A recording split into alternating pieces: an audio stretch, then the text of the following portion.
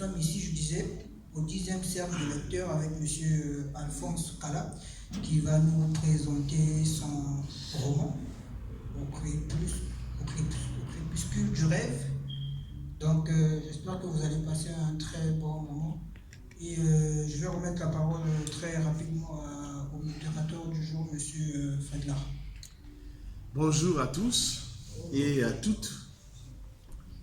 Bienvenue donc à ce cercle de lecteurs qui nous réunit au sujet d'un roman, nous allons le voir, qui est retentissant, très important.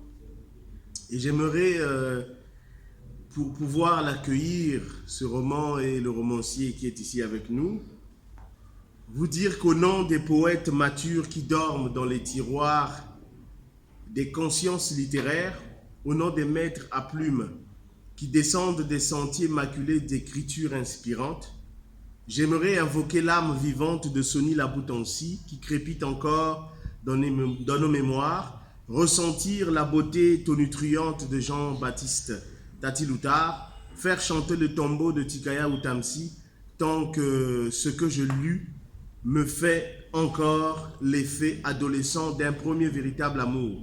La chair de poule ne saurait tout dire de ce que ma conscience, mon esprit, mon âme ont vécu en traversant les pages épiques de ces histoires contées dans ce livre.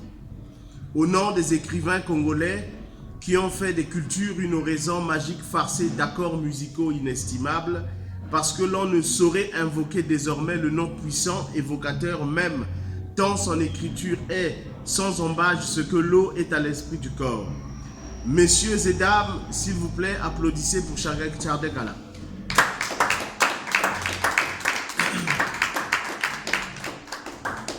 Ce livre, reçu dans l'émission de Vive Voix avec Pascal Paradou sur RFI, présenté au symposium du Festival panafricain de musique, le FESPAM, une présentation très suivie au cercle africain, a fait l'objet tout récemment d'une attention particulièrement internationale au colloque international Chardek Kala, qui a vu la participation de plusieurs notables figures importantes de la culture africaine ici à Pointe-Noire. En préparation pour un autre colloque, cette fois qui va se dérouler à Dakar. Au crépuscule du rêve est publié aux éditions Les Lettres Mouchetées. C'est un roman d'un genre très spécial qui met en mouvement les incohérences d'une société qui ne cesse de se surprendre à elle-même, ancrée dans, on va dire, l'inarrêtable exode rural, émaillé, jalonné d'histoires très chic, mais surtout, l'auteur a fait quelque chose de très exceptionnel, de réussir à parler de sexualité, d'amour et de tout ce qui va avec, sans jamais tomber dans la vulgarité et sans jamais blesser les lecteurs qui lisent, parce qu'on ressent tout de suite qu'il a ce don, cette capacité à faire parler les personnages d'une façon à se désintéresser de la question morale tout en restant objectif. C'est ce que nous allons découvrir pour ceux qui vont lire le livre. Dean Mananga aurait voulu ne pas croire aux multiples croyances qui gouvernaient son village. Il aurait certainement fait don de sa vie s'il savait le futur qui l'attendait dans la ville de Mouleleke.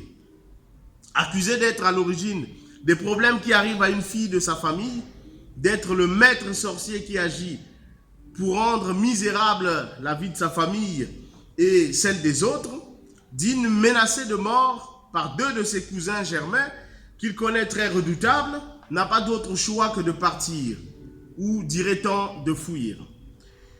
Partir loin, mais où? Dans un autre village, peut-être? Non. En ville, dans la ville de tous les excès, de toutes les bizarreries. Il laisse derrière lui Kenge, sa femme, qu'il adore, et sa mère chérie. Sur le chemin du voyage, comme souvent, une rencontre, des discours, des moments qui bercent l'esprit de ces extraordinaires, insaisissables moments à venir,